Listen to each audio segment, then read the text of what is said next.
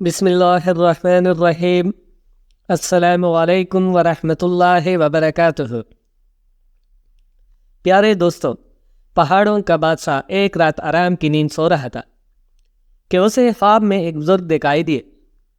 بزرگ نے کہنا شروع کیا، اے بادشاہ، کل صبح سورج نکلے تو گھوڑے پر سوار ہو کر جنوب کی طرف جانا، پھر اس درے میں گھوڑا ڈال دینا جو پہاڑوں کے درمیان سے گزرتا ہے۔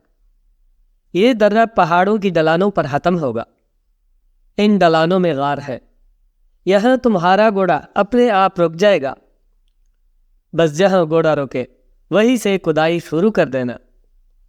کودتے کودتے تمہیں ایک راستہ نظر آئے گا، اس راستے سے نیچے اترنا۔ اس کے بعد بادشاہ نے پوچھا، اس راستے کے آخر میں کلی جگہ ہے، وہاں تمہیں ایک خزانہ ملے گا۔ اس کلی جگہ کے عین درمیان پیتل کا ایک بت پڑا ہے، بت کی انگلی میں ایک انگوٹھی ہے۔ جب تم اس انگوٹھی کو چھو گے تو بت چلا اٹھے گا، اس کی طرف دھیان نہ دینا اور نہ خوفزدہ ہونا۔ بت کی انگلی سے انگوٹھی اتار کر اپنی انگلی میں پہن لینا۔ اے بزرگ، اس انگوٹھی میں کیا خوبی ہے؟ بادشاہ نے سوال کیا۔ اس انگوٹھی کی خاصیت یہ ہے کہ جب تک تم اسے پہنے رہو گے تمہیں کوئی نقصان نہیں پہنچائے گا۔ جب اس کو اتار کر ہاتھ میں پکڑ لو گے تو ایک جن حاضر ہو جائے گا، وہ جن تمہارے قبضے میں ہوگا اور تمہارے ہر حکم کی تعمیل کرے گا۔ انگوٹھی کو منہ میں رکھ لو گے تو تم سب کو دیکھ سکو گے مگر تمہیں کوئی نہیں دیکھ سکے گا۔ بادشاہ کی آنکھ کھلی تو وہ پریشان تھا، اتنا لمبا اور اس قدر صاف خواب اس نے کبھی نہیں دیکھا تھا۔ اسے خواب کی ہر بات یاد تھی۔ خواب یا تو سچا ہوتا ہے یا شیطان بہکاتا ہے۔ بادشاہ کو ڈر تھا کہ اگر خواب شیطانی ہے تو وہ بزرگ کا کہنا مان کر شیطان کے چنگل میں پھنس جائے گا۔ یہ سوچ کر اس نے خواب کے مطابق عمل نہ کیا، بلکہ اس دن اس نے گھوڑی کی سواری بھی نہ کی کہ کہیں گھوڑا خود بخود پہاڑوں کی طرف نہ چل پڑے۔ اگلی رات بادشاہ کو پھر وہی خواب نظر آیا، وہی سفید داڑھی والے بزرگ وہی باتیں دہرا رہے تھے۔ تیسری رات بھی ایسا ہی ہوا۔ اب بادشاہ کو یقین ہو گیا کہ خواب سچا ہے، شیطان کی طرف سے نہیں، لہٰذا صبح ہوتی ہی وہ اٹھا اور جنوب کی طرف روانہ ہو گیا۔ وہ تنگ درے میں چلتا گیا۔ جب ڈلان شروع ہوئے تو دونوں طرف غار بھی نظر آنے لگے۔ اچانک ایک جگہ اس کا گھوڑا رک گیا۔ بادشاہ نے سوچا، یہی وہ جگہ ہے، وہ بیلچہ ساتھ لایا تھا۔ گھوڑے کو ایک پتھر سے باندھ کر وہ ٹھیک اسی جگہ کو کودنے لگا جہاں گھوڑا رک گیا تھا۔ زیادہ دیر نہ گزری تھی کہ لوہے کا دروازہ نظر آیا۔ بادشاہ نے آگے بڑھ کر دروازہ کھولا اور کیا دیکھتا ہے کہ نیچے سیڑھیاں جا رہی ہے اور کہیں اندھیرے میں گم ہو جاتی ہے۔ بادشاہ نے جیب سے موم بتی نکالی اور جلا کر نیچے اترنے لگا۔ سیڑھیاں بادشاہ کو ایک بلکاتے لمبے اندھیرے راستے پر لے گئی۔ راستہ ایک کشادہ غار میں ختم ہوتا تھا۔ یہ غار پہاڑ کے اندر بہت دور تک چلا گیا تھا۔ بادشاہ نے دیکھا کہ اس کے چاروں طرف سونے کے ڈھیر لگے ہوئے تھے۔ اس نے خزانے کی طرف کوئی توجہ نہ دی۔ غار کے عین درمیان میں پیتل کا بت رکھا تھا۔ اس کا قد انسان کے قد کے برابر تھا۔ اس کے ایک ہاتھ میں پیتل کی تلوار تھی اور دوسرا ہاتھ غار کے دہانے کی طرف پھیلا ہوا تھا۔ اسی ہاتھ کی ایک انگلی میں سونے کی ایک انگوٹھی تھی۔ بادشاہ نے ہاتھ بڑھا کر انگوٹھی اتارنی چاہی تو غار میں عجیب سا شور اٹھا۔ بت یوں چیخ رہا تھا جیسے بت نہیں وہ انسان ہو۔ بت کے منہ سے نکلنے والی آوازیں جب کلے غار کی دیواروں سے ٹکرائی تو یوں لگا جیسے فوج دوڑ رہی ہو۔ بادشاہ نے پہلے تو ڈر کر ہاتھ کھینچ لیا، لیکن پھر حوصلہ کر کے بت کی انگلی سے انگوٹھی اتار لی۔ انگوٹھی انگلی میں پہننے کی دیر تھی کہ سارا شور ختم ہو گیا اور بت ایک دھماکے سے اوندے منہ زمین پر گر پڑا اور غار میں مکمل خاموشی چھا گئی۔ بادشاہ غار سے باہر نکل آیا۔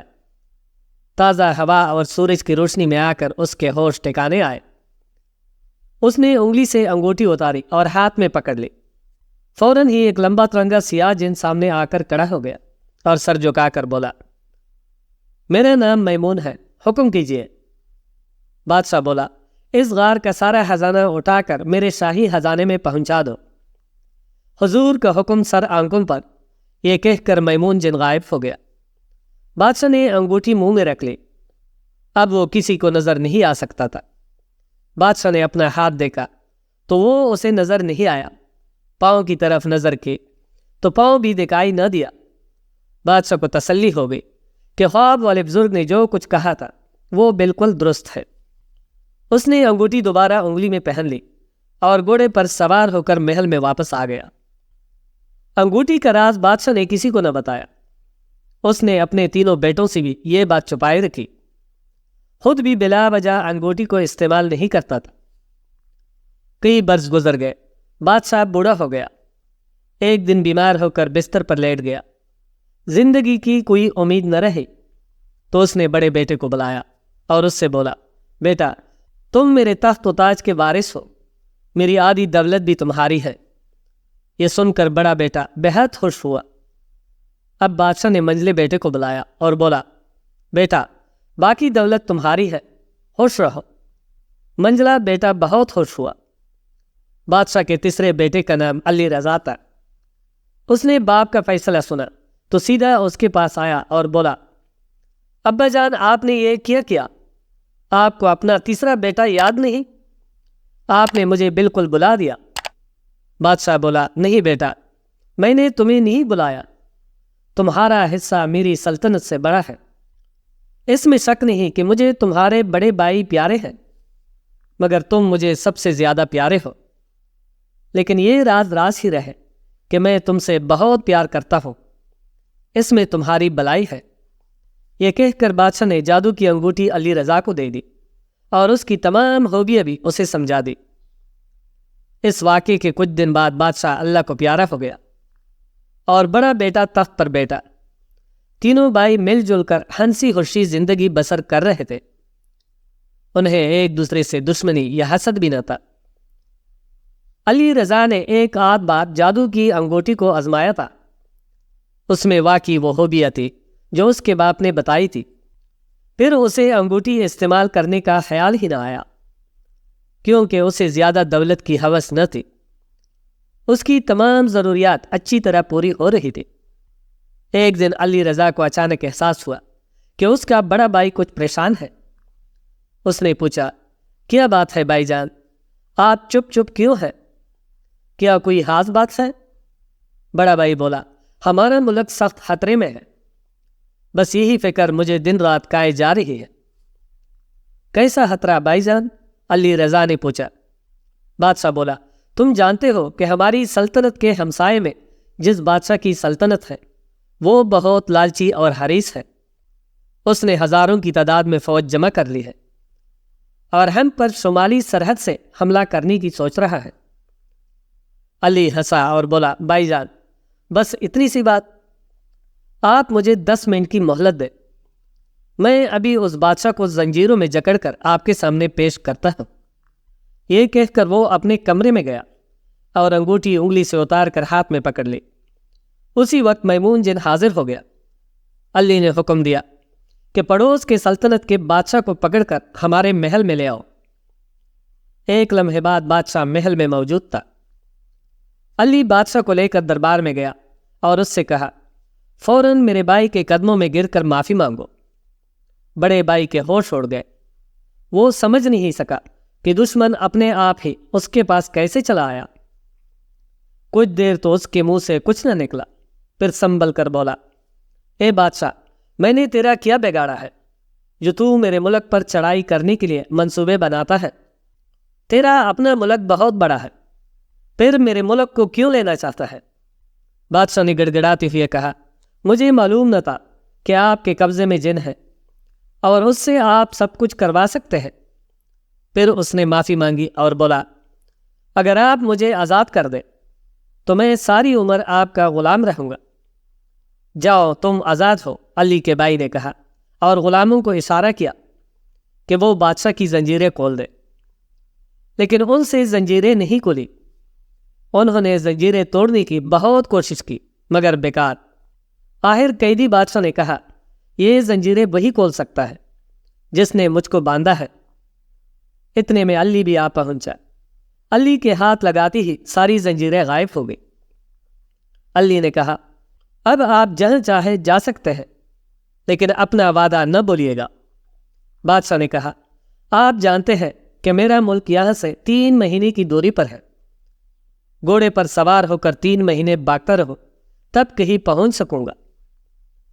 اس عرصے میں مجھے مردہ سمجھ کر کوئی اور تخت پر بٹھا دیا جائے گا۔ یہ سن کر بادشاہ علی کی طرف متوجہ ہوا اور بولا، علی میرے بھائی، تم ہی اس کو لائے تھے، اب تم ہی اسے پہنچا کر آؤ۔ علی رضا بادشاہ کو لے کر اپنے کمرے میں گیا، انگلی سے انگوٹھی اتاری اور جن کو حکم دیا کہ بادشاہ کو اس کے ملک میں پہنچا دو۔ اس وقت علی کے دونوں بھائیوں کو پتہ چل چکا تھا کہ چھوٹے بھائی کے پاس جادوئی طاقت ہے اور اس کے بلبوتے پر وہ جو چاہے کر سکتا ہے۔ چنانچہ دونوں بھائی علی رضا سے ڈرنے لگے۔ ایک دن بادشاہ نے منجلے بھائی سے کہا، ہمیں اس راز کو معلوم کرنا چاہیے کہ علی کے پاس کون سی جادو کی طاقت ہے۔ منجلے بھائی نے جواب دیا، آج ہم ایک بہت بڑی دعوت کا انتظام کرتے ہیں۔ رعایا سے کہہ دیجئے کہ پڑوس کے بادشاہ کے حملے کا خطرہ ٹل گیا ہے، اس لیے ملک بھر میں جشن منایا جائے۔ دوسرے دن محل میں بہت بڑے جشن کا اہتمام کیا گیا۔ طرح طرح کے کھانے پکوا کر بڑے بڑے برتنوں میں سجا دیے گئے۔ دسترخوان پر 500 مہمانوں کے بیٹھنے کی جگہ تھی۔ زعفرانی پلاؤ سے بھرے ہوئے بڑے بڑے طباق چنے گئے۔ تھوڑے تھوڑے فاصلے پر سالم دمبے بون کر رکھ دیے گئے۔ قسم قسم کے اچار، مربے، چٹنیاں اور مٹھائیاں، غرض کون سی نعمت تھی جو وہاں نہیں تھی۔ سب لوگ کھا رہے تھے۔ موقع دیکھ کر منجلے بھائی نے چھوٹے بھائی علی سے کہا، کاش دسترخوان پر بغداد کے لیمو بھی ہوتے، بس ان کی کمی رہ گئی ہے۔ گوشت لیمو کے بغیر مزہ نہیں دیتا، پر لیمو ہو تو بغداد کے۔ یہ کون سی بڑی بات ہے، میں ابھی حاضر کرتا ہوں۔ یہ کہہ کر علی نے بلا سوچے سمجھے انگلی سے انگوٹھی اتاری۔ اسی وقت میمون حاضر ہو گیا۔ علی نے اس سے کہا، ابھی اسی وقت 1 درجن تازہ بغدادی لیمو پیش کرو۔ 1 منٹ گزرا تھا کہ بغداد کے تازہ لیمو پلیٹوں میں رکھے ہوئے سامنے آ گئے۔ بڑے اور منجلے بھائیوں نے ایک دوسرے کی طرف دیکھا اور حیران رہ گئے۔ رات کو جب مہمان چلے گئے تو دونوں بھائی اکٹھے بیٹھ کر علی رضا سے چٹکارا پانی کی تجویزیں سوچنے لگے۔ علی رضا کی ایک خاص کنیز چپ کر ان کی باتیں سن رہی تھی۔ وہ باغی باغی علی کے پاس گئی اور سارا قصہ کہہ سنایا۔ اگر یہ بات ہے تو میں بھی بھائیوں کے پاس نہیں رہوں گا، علی نے فیصلہ کیا اور اسی روز گھر چھوڑ کر نکل کھڑا ہوا۔ راستے میں اس نے انگوٹھی اتار کر ہاتھ میں لے لی اور جن ظاہر ہوا تو اس سے بولا، مجھے یہ بتاؤ کہ دنیا کا سب سے حسین ملک کون سا ہے؟ جزیرہ کفر جو بحر کلزم میں ہے، میمون جن نے جواب دیا۔ دنیا میں سب سے حسین لڑکی کون ہے؟ علی نے اس سے پھر پوچھا۔ شہزادی فاطمہ، یہ جزیرہ کفر کے بادشاہ کی بیٹی ہے۔ اس کا رنگ گورا، ہونٹ سرخ، بال سیاہ، اس جیسی خوبصورت لڑکی دنیا جہان میں نہیں۔ پھر تو مجھے جزیرہ کفر میں لے چلو، علی نے جن کو حکم دیا۔ جن اسی وقت اس کو جزیرہ کفر کی طرف لے اڑا۔ راستے میں وہ ندیوں، پہاڑوں اور وادیوں پر سے گزرے، پھر سمندر کے ساحل کے ساتھ ساتھ چلتے رہے۔ آخر جزیرہ کفر میں پہنچ گئے۔ جزیرہ کیا تھا ایک خوبصورت باغ تھا، جدھر دیکھو پھول ہی پھول تھے، جن کی خوشبو ہر طرف پھیلی ہوئی تھی۔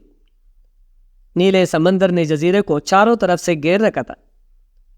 جزیرے میں ایک شہر بھی تھا، اس کی سفید رنگ کی عمارتیں سورج کی روشنی میں بہت بلی لگتی تھی۔ شہر کے ایک سرے پر بہت بڑا شاہی محل تھا۔ وہاں پہنچ کر علی نے انگوٹھی منہ میں رکھ لی۔ اب وہ کسی کو دکھائی نہیں دیتا تھا۔ وہ بڑی آسانی سے محل میں داخل ہو گیا اور باغ میں سیر کرنے لگا۔ اتنے میں اسے شہزادی فاطمہ ایک جگہ بیٹی نظر آئی۔ اس کے ساتھ اس کی کنیز بھی تھی۔ کنیز کا نام تھا سلویٰ۔ علی غور سے فاطمہ کو دیکھنے لگا۔ فاطمہ سچ میں بے حد خوبصورت تھی۔ ایسی حسین لڑکی اس نے آج تک نہیں دیکھی تھی۔ اگلے دن علی نے شہزادوں جیسا لباس پہنا اور ایک خوبصورت گھوڑے پر سوار ہو کر محل میں چلا گیا۔ اس نے بادشاہ کو بتایا کہ وہ ایک ملک کا شہزادہ ہے جو یہاں سے بہت دور ہے۔ پھر اس نے اپنے آنے کا مقصد بیان کیا۔ میں آپ کی خدمت میں اس لیے حاضر ہوا ہوں کہ میں آپ کی بیٹی شہزادی فاطمہ سے شادی کا خواہش مند ہوں۔ بادشاہ ہنسا اور بولا، تم جیسے پاگل پہلی بھی آ چکے ہیں، وہ بھی بادشاہوں اور وزیروں کے بیٹے تھے، لیکن شہزادی فاطمہ کو منانا آسان نہیں۔ اس نے قسم کار کی ہے کہ میں صرف اس شہر سے بیاہ کروں گی جو میرے لیے بغداد سے لیمو، مصر سے آم اور مدینے سے کھجورے لے کر آئے گا۔ یہ سب چیزیں ایک ہی موسم میں ملنی چاہیے۔ بہت اچھا، شہزادے نے کہا، کل ہی لیمو، آم اور کھجورے حاضر کر دوں گا۔ اگلے دن علی رضا پیر محل میں گیا۔ 3 غلام اس کے پیچھے پیچھے سروں پر خوان اٹھائے ہوئے آ رہے تھے۔ ایک خوان میں بغداد کی لیمو تھے، دوسرے میں مصر کے آم اور تیسرے میں مدینے کی کھجورے۔ بادشاہ یہ تحفے دیکھ کر بہت خوش ہوا اور حکم دیا کہ شادی کی رسم آج ہی ادا ہو جائے، لیکن شہزادی فاطمہ کی غصے کی انتہا نہ تھی۔ اس کی سیاہ آنکھیں اور سیاہ ہو گئی، خون پیلے پڑ گئے۔ اصل میں وہ شادی کرنا ہی نہیں چاہتی تھی۔ یہ 3 شرطیں تو اس نے اس لیے رکھی تھی کہ اسے کوئی پورا نہ کر سکے اور نہ ہی اس کی شادی ہو۔ وہ جانتی تھی کہ یہ شرطیں جادو کے ذریعے پوری ہوئی ہیں، مگر شرطیں پوری ہو چکی تھی، اس لیے شادی کے لیے ہاں کہنا ضروری تھا۔ چنانچہ اسی دن علی رضا کی شادی شہزادی فاطمہ سے ہو گئی، لیکن شہزادی کو اپنے شوہر سے سخت نفرت تھی۔ شوہر سے ہی کیا، وہ تو دنیا بھر کے مردوں سے نفرت کرتی تھی۔ اس نے دل ہی دل میں قسم کھائی کہ وہ سراغ لگا کر رہے گی کہ علی نے یہ چیزیں کیسے حاصل کی۔ وہ دن رات اسی کھوج میں لگی رہتی، علی سے مشکل کاموں کی فرمائش کرتی، دنیا بھر کی قیمتی چیزیں مانگتی۔ کبھی عرب کے بہترین گھوڑے مانگ رہی تھی، کبھی دمشق کا ریشم، کبھی ہندوستان کے موتی۔ علی سب چیزیں مہیا کر دیتا، مگر ہمیشہ احتیاط کرتا۔ جب بھی میمون کو بلا کر کوئی حکم دینا ہوتا، وہ اپنے کمرے میں چلا جاتا اور کنڈی لگا کر اس سے بات کرتا۔ لیکن ایک دن وہ اپنی کمرے کی کنڈی لگانا بھول گیا، صرف دروازہ بند تھا۔ فاطمہ نے تھوڑا سا دروازہ کھول دیا، اور جب علی نے انگوٹھی اتاری اور جن کو بلایا تو وہ چپ چاپ دیکھتے رہے۔ رات کو جب علی گہری نیند سو گیا تو فاطمہ نے انگوٹھی اس کی انگلی سے اتار لی۔ فوراً ہی میمون جن سامنے آ کر کھڑا ہو گیا۔ شہزادی نے علی کی طرف اشارہ کرتے ہوئے کہا، اس آدمی کو وہاں چھوڑاؤ جہاں سے یہ آیا ہے۔ میمون کو جھٹکا، اسے علی سے محبت ہو گئی تھی، لیکن وہ کر بھی کیا سکتا تھا؟ وہ تو اس کا غلام تھا جس کے پاس اس کی انگوٹھی ہوتی۔ چنانچہ وہ علی کو اٹھا کر اسی طرح دریاؤں، پہاڑوں اور وادیوں پر سے اڑتا ہوا اس کے محل میں چھوڑ آیا۔ علی کی جب آنکھ کھلی تو اس نے دیکھا کہ یہ تو اسی کا محل ہے، اور اس کے ہاتھ میں انگوٹھی بھی نہیں۔ اس کے بھائیوں نے جب اسے دیکھا تو وہ اس کے ساتھ بڑی محبت سے پیش آئے۔ آخر بھائی تھے، ان کا خیال تھا کہ انہوں نے چھوٹے بھائی کے ساتھ زیادتی کی ہے۔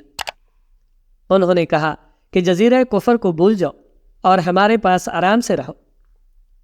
میں اپنی انگوٹھی حاصل کر کے رہوں گا، وہ مجھے میرے باپ نے دی تھی، میں اسے شہزادی کے پاس نہیں رہنے دوں گا۔ وہ جتنی خوبصورت ہے اتنی ہی دل کی کوٹھی ہے۔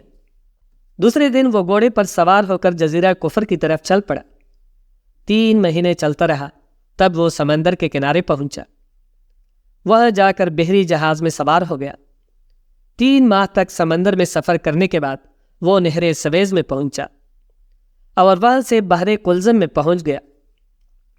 جب وہ نہر سویز کے کنارے پر تھا تو اسے جزیرہ کفر کی خبریں ملی۔ اس نے سنا کہ شہزادی فاطمہ اپنے باپ کو قتل کر کے تخت پر بیٹھ گئی ہے، اور ملک میں کسی مرد کو داخل ہونے کی اجازت نہیں، صرف عورت ہی اندر آ سکتی ہے۔ جہازوں کی سخت تلاشی لی جاتی ہے۔ علی کو یہ اطلاع ملی تو اس نے اندازہ لگا لیا کہ شہزادی اس کی واپسی سے خوفزدہ ہے، تبھی جہازوں کی تلاشی لی جاتی ہے۔ وہ ایک جہاز کے کپتان سے ملا جو گرم مسالے لے کر کفر جایا کرتا تھا۔ علی نے اس کو اشرفیہ دے کر راضی کیا کہ اس کے جہاز میں عورت بن کر سفر کرے گا۔ اس طرح علی برقع پہن کر جزیرہ کفر کے ساحل پر اترا اور ایک سرائے میں رہنے لگا۔ اس کو بہت جلد ہی اندازہ ہو گیا کہ رعایا شہزادی کو پسند نہیں کرتے، وہ ظالم اور فضول حرکت تھی۔ ملک کے حالات بہت خراب ہو چکے تھے، لوگ مسکرا کر بات کرنا بھول گئے تھے۔ ایک روز علی محل کے دروازے کے پاس کھڑا تھا. اسے کنیز سلوہ باہر نکلتی دکھائی دی. سلوہ فاطمہ شہزادی کی خاص کنیز تھی. علی اس کے پیچھے پیچھے چلنے لگا. جب وہ محل سے کافی دور آ گئے تو علی نے برقع اتار پھینکا اور سلوہ سے کہا, میں علی ہوں, تمہاری شہزادی کا شوہر. سلوہ حیرانی سے چیخی, خدا کا شکر ہے آپ آ گئے, محل کے حالات بہت ہی خراب ہیں. سلوہ تمہیں میری مدد کرنا ہوگی, میں جو کچھ کر سکتی ہوں ضرور کروں گی. سلوہ نے علی کو یقین دلایا. تو پھر میں جو کہوں وہ کرو. تم بیمار بن کر اپنی مالکن کے کمرے میں لیٹ جانا اور خوب ودیلہ کرنا. شہزادی پوچھے تو کہنا کہ بغداد کے تازہ لیمو ہو تو ٹھیک ہو جاؤ گی. سلوہ الٹے پاؤں محل میں گئی. شہزادی اس وقت اپنے کمرے ہی میں تھی. سلوہ بیمار قدموں سے چل کر شہزادی کے پاس بیٹھ گئی. پھر تھوڑی دیر بعد دل پر ہاتھ رکھ کر ہائے ہائے کرنے لگی. شہزادی نے اس کو اپنے بستر پر لیٹا دیا اور ایک غلام سے کہا کہ فوراً شاہی طبیب کو بلا کر لاؤ. لیکن سلوہ نے اسے روک دیا اور کراہتے ہوئے بولی, میرا ایک ہی علاج ہے شہزادی صاحبہ. شہزادی بولی, وہ کیا؟ بغداد کے تازہ لیمو. یہ سن کر شہزادی بولی, آنکھیں بند کرو, جب تک میں نہ کہوں اپنی آنکھیں مت کھولنا ورنہ لیمو نہیں ملیں گے. سلوہ نے جھوٹ موٹ اپنی آنکھیں بند کر لی. شہزادی نے الماری سے ایک چھوٹی سی سیڑھی نکالی, اسے دیوار پر لگا کر اوپر چڑھی اور کمرے کے دروازے پر بنے ہوئے تاکچے میں سے سونے کا ڈبہ نکال لیا. ڈبے میں ہاتھی دان کی ڈبیا تھی اور اس میں جادو کی انگوٹی تھی. جو نہیں شہزادی نے انگوٹی نکالی, میمون جن سامنے آ گیا. حکم کی دیر تھی کہ بغداد کے لیمو آ گئے. سلوہ اپنی لمبی لمبی پلکوں میں سے سب کچھ دیکھ رہی تھی. اب جو شہزادی لیمو لے کر اس کے پاس آئی تو اس نے زور سے آنکھیں بند کر لی. شہزادی نے آواز دی تو اس نے اپنی آنکھیں کھول دی اور لیمو دیکھ کر خوشی سے چیخ اٹھی. اگلے دن سلوہ علی سے ملے اور اسے سارا حال کہہ سنایا. علی بولا, انگوٹھی میرے پاس لے آؤ. سلوہ موقع کی تلاش میں رہنے لگی. ایک دن شہزادی تھوڑی دیر کے لیے باہر گئی تو سلوہ نے الماری میں سے سیڑھی نکالی, اسے دیوار پر لگایا, اس تاکچے میں سے سونے کا ڈبہ اتار لیا, پھر ڈبہ کھول کر جلدی سے انگوٹھی پہن لی اور علی کے پاس پہنچے. علی نے انگوٹھی لے لی اور سلوہ سے کہا, جلدی سے محل میں چلی جاؤ اور یوں ظاہر کرو جیسے کچھ ہوا ہی نہیں, میں تمہارے پیچھے پیچھے آتا ہوں.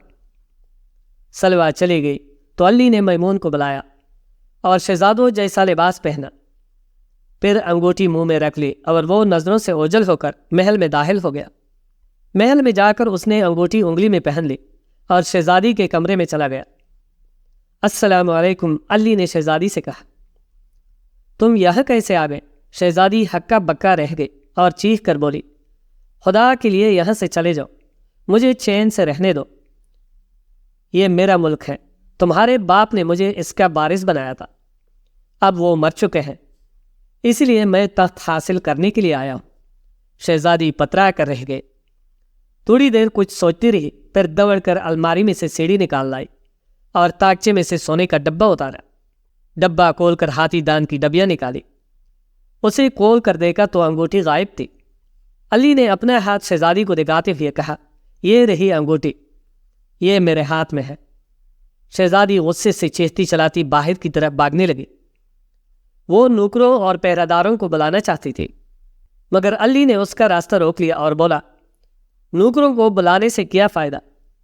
تمہاری فوج کے ایک ایک سپاہی کے سامنے میں ہزار ہزار سپاہی کھڑے کر سکتا ہوں. یہ کہہ کر اس نے انگوٹھی انگلی سے اتار لی. میمون اس کے سامنے حاضر ہو گیا اور اس نے جن سے کہا, بتاؤ ہم اس شہزادی کے ساتھ کیا سلوک کریں جس کا چہرہ سفید اور دل کالا ہے؟ مالک, میں کچھ نہیں کہہ سکتا, میں صرف حکم ماننا جانتا ہوں. جن نے جواب دیا, میں اسے جان سے نہیں ماروں گا کیونکہ یہ میری بیوی تھی. علی نے کہا, لیکن میں اسے آزاد بھی نہیں چھوڑوں گا کیونکہ یہ جادو کی انگوٹھی کے بارے میں جانتی ہے. میمون خاموش کھڑا حکم کا انتظار کر رہا تھا. علی نے کہا, میمون, شہزادی کو اٹھا کر اس غار میں لے جاؤ جہاں سے میرے ابا جان کو یہ انگوٹھی ملی تھی. اس کو وہاں لے جا کر سلا دو جہاں پیتل کا بت پڑا تھا. یہ وہاں 1000 برس تک سوئی رہے گی، یہی اس کی سزا ہے۔ جن شہزادی کو لے کر اسی وقت غائب ہو گیا۔ علی نے انگوٹھی دوبارہ انگلی میں پہن لی۔ اس کے بعد وہ جزیرہ کفر پر حکومت کرنے لگا۔ رعایا اس سے بے حد خوش تھی۔ اس نے شہزادی کی کنیز سلوہ سے شادی کر لی اور وہ دونوں ہنسی خوشی زندگی بسر کرنے لگے۔ پیارے دوستو، شہزادی فاطمہ آج تک پہاڑوں کے اندر غار میں پڑی سو رہی ہے، اور کوئی نہیں جانتا کہ جب وہ جاگے گی تو کیا مصیبت لائے گی۔ لیکن ابھی فکر کی کوئی بات نہیں، وہ کئی 100 سال تک سوئی رہے گی۔ اگر کہانی اچھی لگی ہو تو لائک کریں اور چینل کو سبسکرائب کر دیں۔ شکریہ۔